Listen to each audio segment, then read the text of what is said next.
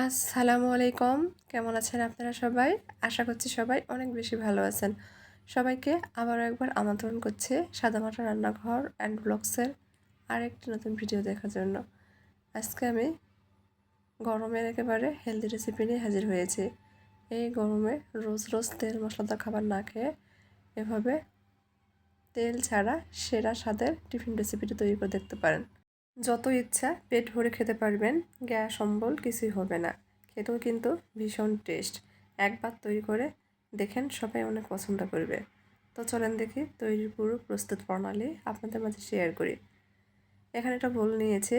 বোলের মধ্যে চায়ের কাপের মেপে 1 কাপ মতো আটা দিয়েছি। দিয়ে দিচ্ছি হাফ কাপ মতো চালের আটা বা চালের গুঁড়া। দিয়ে দিব স্বাদ মতো লবণ, 1 চামচ মতো চিনি। ছোট চামচে 1 চামচ মতো চিনি দিয়েছি। এই চিনি দেওয়াতে কিন্তু নাস্তাটা মিষ্টি হবে না, তবে টেস্ট ভালো আসবে। অবশ্যই চিনিটা দেওয়ার চেষ্টা করবেন। শুকনো উপকরণ নেড়েচেড়ে মিশিয়ে নিচ্ছি। দিয়ে দিচ্ছি একটা ডিম ভেঙে। আমি যেভাবে তৈরি করেছি সেভাবে যদি তৈরি করেন, কথা দিচ্ছি এই নাস্তাগুলো কিন্তু অসংখ্য জালিযুক্ত আর নরম তুলতুলে ফুলকো ফুলকো হবে। খুব ভালোভাবে হুইক্সের সাহায্যে আমি মিশিয়ে নিয়েছি। ডিমটা কিন্তু খুব ভালোভাবে মিশে গিয়েছে। অল্প অল্প করে 2 কাপ দুধ দিয়ে এখানে ব্যাটার তৈরি করে নিচ্ছি। খুব ভালোভাবে নেড়েচেড়ে মিশিয়ে নিয়েছি। এখানে আরও হাফ কাপ মতো কুসুম গরম দুধটা ব্যবহার করেছি। অবশ্যই দুধ জাল করে ঠান্ডা করে কুসুম গরম দুধটা ব্যবহার করতে হবে, তবে পুরোপুরি ঠান্ডা করা যাবে না। এখন বেশ কিছুক্ষণ সময় নিয়ে ব্যাটারটা ফেটিয়ে নিচ্ছে। স্মুথ ব্যাটার তৈরি করে নেব। 1 কাপ আটা আর হাফ কাপ চালের আটার জন্য এখানে আমার 1.5 কাপ পরিমাণ দুধ লেগেছে। আমি দুধ দিয়ে নাস্তাটি বা টিফিনটি তৈরি করছি। আপনারা দুধের পরিবর্তে কিন্তু পানি ব্যবহার করতে পারেন, তবে পানিটা অবশ্যই কুসুম গরম ব্যবহার করার চেষ্টা করবেন। নাস্তার এই ব্যাটার কিন্তু একেবারে পাতলাও করব না, আবার অনেক বেশি গাঢ় করেও তৈরি করব না। একটু সময় নিয়ে ব্যাটার ফেটিয়ে নিতে হবে, যাতে ব্যাটারের মধ্যে কোনো প্রকার দানা বা শক্তভাব না থাকে। দেখেন 1.5 কাপ দুধ লেগেছে আমার। হাফ কাপ দুধ রয়ে গেছে। 2 কাপ দুধ নিয়েছিলাম, 1.5 কাপ ব্যবহার করেছি, হাফ কাপ রয়ে গেছে। এখন এর ঘনত্ব দেখিয়ে দিচ্ছে। দেখেন ঠিক এরকম ঘনত্ব করে ব্যাটার তৈরি করে নিতে হবে। না একেবারে খুব বেশি গাঢ়, না একেবারে পাতলা। এখন এই ব্যাটারের মধ্যে দিয়ে দিচ্ছি হাফ চামচ মতো ইস্ট। ছোট চামচ দিয়ে হাফ চামচ ইস্ট ব্যবহার করেছি, আর হাফ চামচ বেকিং পাউডার। আবারও নেড়েচেড়ে মিশিয়ে নিচ্ছি।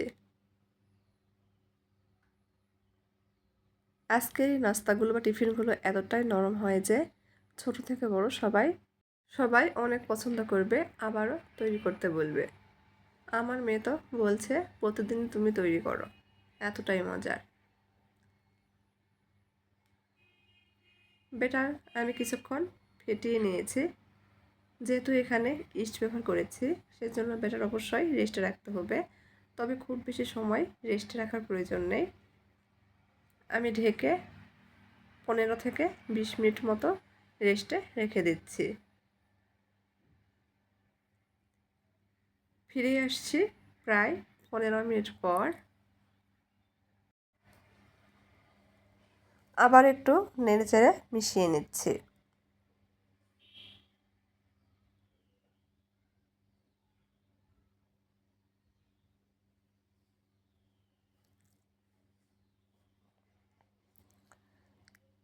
কেউ চাইলে কিন্তু এই ব্যাটারে আমরা চিনি ব্যবহার করেছি, চিনিটা স্কিপ করতে পারেন, সেক্ষেত্রেও কিন্তু খেতে ভীষণ ভালো লাগবে।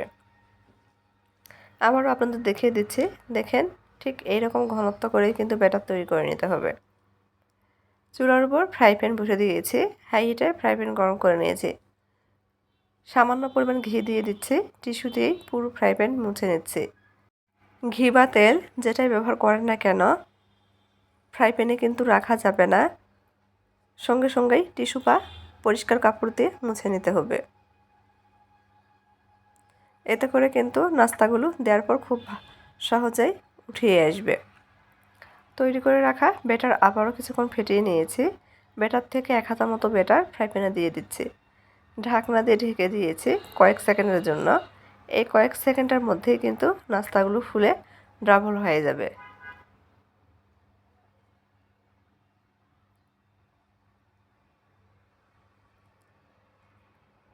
একটা নাস্তা হয়ে গেছে, দেখেন কতটা জালিযুক্ত হয়েছে।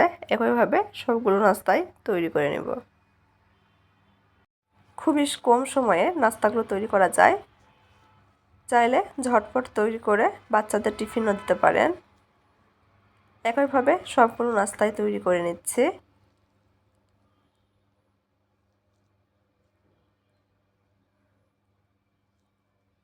আমি যেভাবে তৈরি করেছি আপনারা যদি ভিডিওটি ফলো করেন তাহলে আপনাদের নাস্তাও কিন্তু এরকম অসংখ্য জালিযুক্ত হবে। একইভাবে সবগুলো তৈরি করে নিচ্ছে।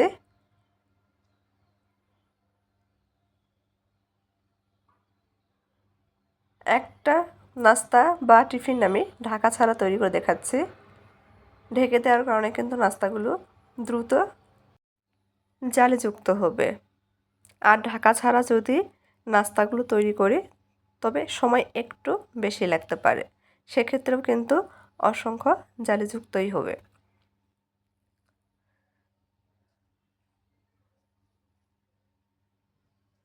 ভিডিও দেখতে দেখতে যারা এ পর্যায়ে চলে এসেছেন এখন একটা লাইক দেননি, তারা চাইলেই কিন্তু একটা লাইক দিতে পারেন। সবগুলো টিফিন একইভাবে তৈরি করে নিয়েছি, পরিবেশন করে নিয়েছি। কাছে থেকে দেখিয়ে দিচ্ছি যে কতটা জালিযুক্ত হয়েছে। সবগুলো নাস্তায় কিন্তু অসংখ্য জালিযুক্ত হয়েছে। এই নাস্তাটিকে পিঠাও বলা যেতে পারে। গরম গরম যে কোনো সস, ভর্তা বা মাংস তরকারি দিয়ে খেতে কিন্তু ভীষণ ভালো লাগে।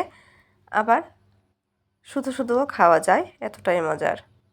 দেখেন মাশাআল্লাহ কতটা জালিযুক্ত আর নরম তুলতুলে হয়েছে। ভিডিওটি ফলো করলে আপনাদেরটাও এরকম পারফেক্ট হবে ইনশাআল্লাহ। যদি আমার আজকের এই রেসিপিটি ভালো লাগে, তেল ছাড়া হেলদি রেসিপি, তাহলে সবাই চ্যানেলটি সাবস্ক্রাইব করবেন, লাইক কমেন্ট শেয়ার করে নিয়মিত চ্যানেলের পাশেই থাকবেন। সবাই ভালো থাকবেন। আল্লাহ হাফেজ।